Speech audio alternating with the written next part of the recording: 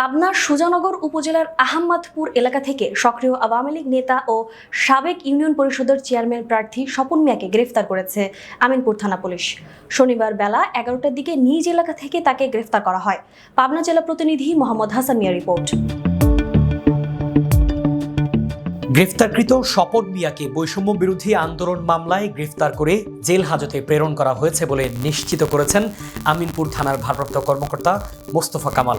উল্লেখ্য, গত আওয়ামী লীগ সরকারের আমলে স্বপন মিয়া ও তার ভাইদের বিরুদ্ধে বিভিন্ন সময় সন্ত্রাসী কর্মকাণ্ডের চিত্র তুলে ধরে বিভিন্ন পত্রপত্রিকায় সংবাদ পরিবেশন করা হয়।